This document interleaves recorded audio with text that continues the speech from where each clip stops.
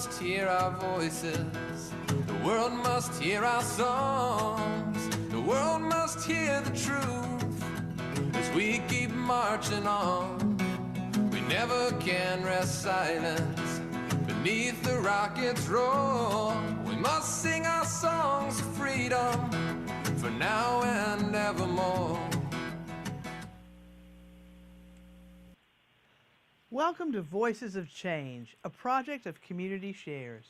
Community Shares raises money and awareness for Tennessee nonprofit organizations working for progressive social change.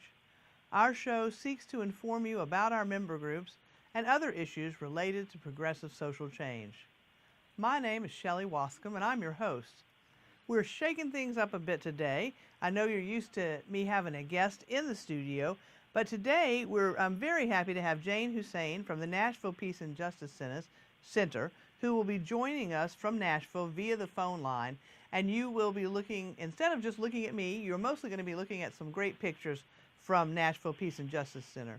Welcome, Jane. Thanks for being here. Hello. Thank you for inviting me.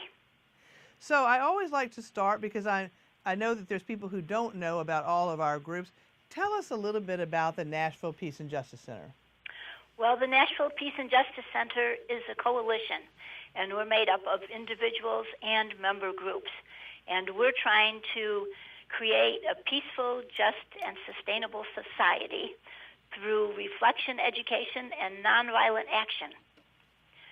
So what we're basically trying to do is encourage people to be more active, thoughtful, and informed participants in our society.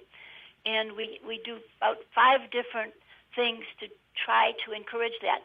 The first thing we do is that we have monthly roundtables, discussions, or presentations on controversial subjects.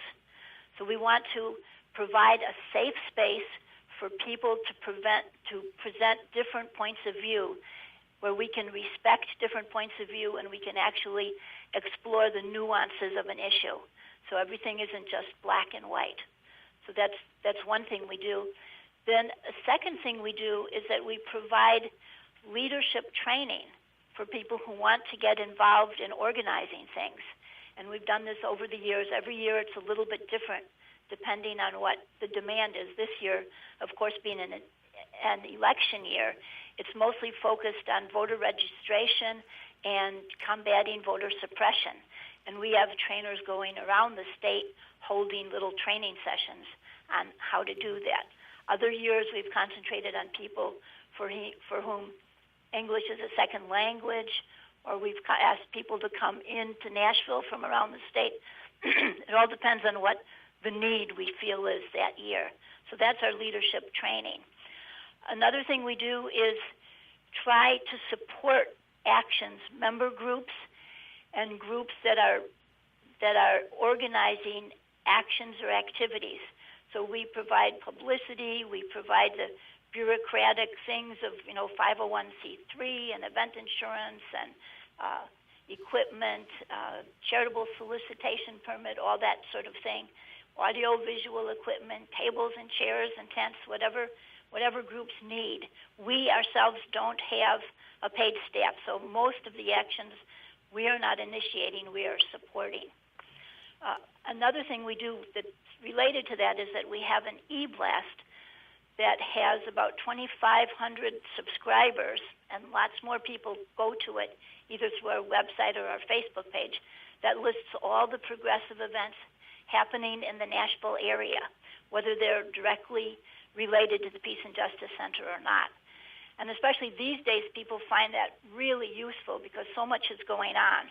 So if you know something's happening on Tuesday evening, but you can't remember where exactly it is or what time it is, you can go to that e-blast, and it will have a link to the event page. You can find out all about it. So people really enjoy that. And then the last thing we do is that we try to reach out to the community, to new people that we've never met before. And so we have our booth at various community events. The next one coming up here in Nashville is the African Street Festival.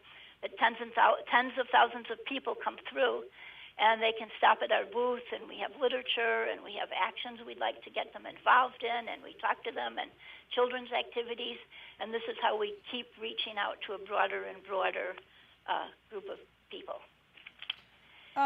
Jane, I want to ask you, we, in Knoxville, there is not a Peace and Justice Center, and there is one in Nashville, there is one in Memphis, and can you say, because I feel like that has always been something that's been missing here, what do you think having a coalition that's a Peace and Justice Center, I mean, what does it add? I mean, all the groups would be doing the work if you weren't there. What is it that you think y'all uniquely add to, to Nashville? Right. Okay. Well, there's two main things. One is that we are firmly convinced that all issues are interrelated and that we really need to collaborate on these issues, both in order to understand and analyze them and in order to act on them effectively. So we're trying to get all the different groups to get out of their little silos and to work together and to discuss together. That's one thing. And then the other thing is there are a lot of little small groups that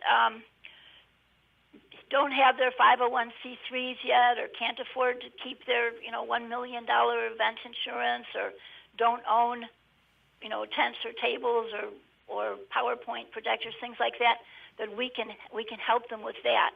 We're fiscal sponsors of a lot of new groups coming on while they're trying to get themselves together. So we do feel that we have a role in Nashville, because there's so many groups doing so many wonderful things, but we want to help them be coordinated and be effective. Absolutely. I think it is a wonderful thing, and I'm glad that we're talking about it here because I think it's something that Knoxville may need, or we need and may get as well. I want to talk also about an issue that y'all have been working on that is actually important to everyone in the state, no matter where you live, and that is the issue of for-profit prisons. Can you tell me a little bit about that? Okay, well, we at the Peace and Justice Center, criminal justice reform in general has always been a very important topic to us, and we think the whole criminal justice system needs a lot of changing from the time that people are little children and police come into schools and arrest 5-year-olds for having temper tantrums and, convince them right away that they're prison fodder, all the way through death sentences, deaths by suicide in prisons, deaths by medical neglect in prisons. So one's whole lifespan can be affected by our justice system. And we find that the private prison system is a symbol of everything wrong with the justice system in general. And it is motivated to have as many prisoners as possible and keep them for as long as possible, because that's how they make their money. And so they have contracts with states and with the government that the government is supposed to fill 90% of their beds. So they're supposed to go out and recruit prisoners. That's the absolute opposite way of what we need. And so, of course, we have the highest incarceration rate in the world. We're competing with places like China and North Korea and Russia. I mean, it's ridiculous. And our prisoners, the people of color, are so overrepresented all along the line. Who gets stopped and searched? Who gets arrested? Who gets sentenced? Who is allowed to be on parole or not? Every step of the way, people of color are discriminated against.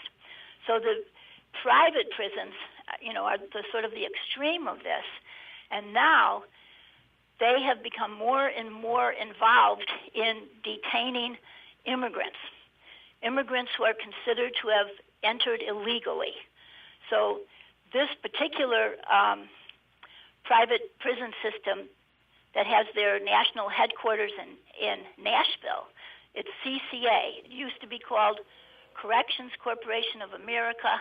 Now, because they had such a bad reputation, they changed their name, although not their initials, so now they're Core Civic of America. But 2/3 of immigrants detained in the United States, more than 2/3, are detained in camps that are set up by these private prison systems.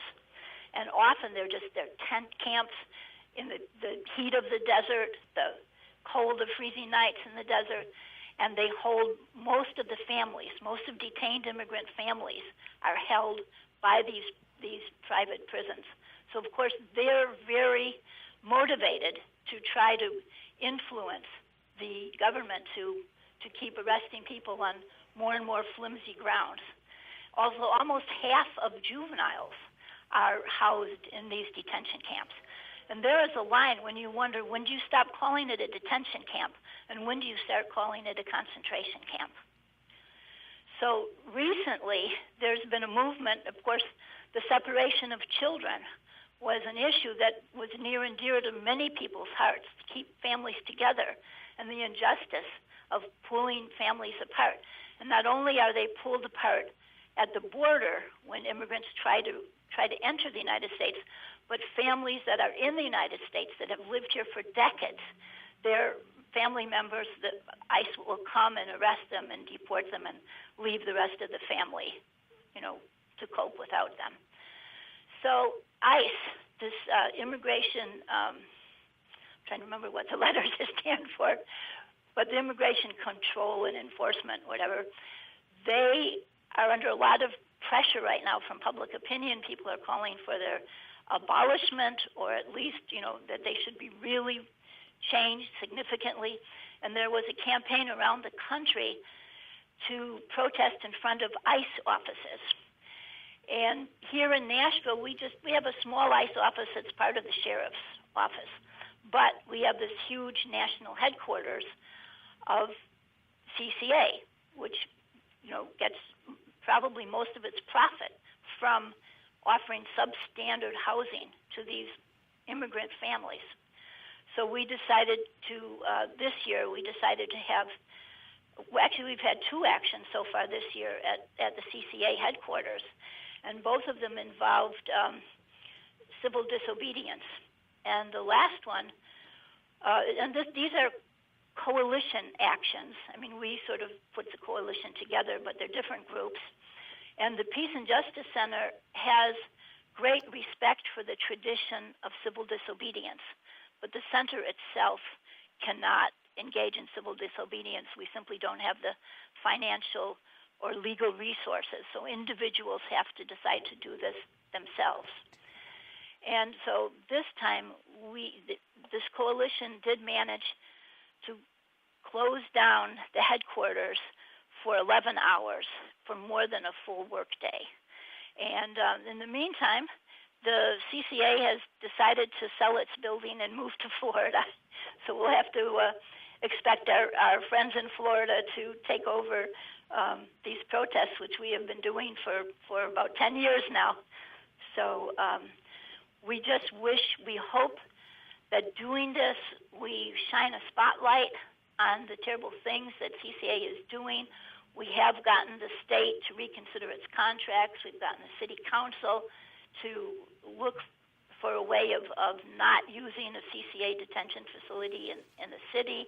But we really want to improve the conditions of the people who are caught up in this system. That's great. And actually, we are pretty much just out of time.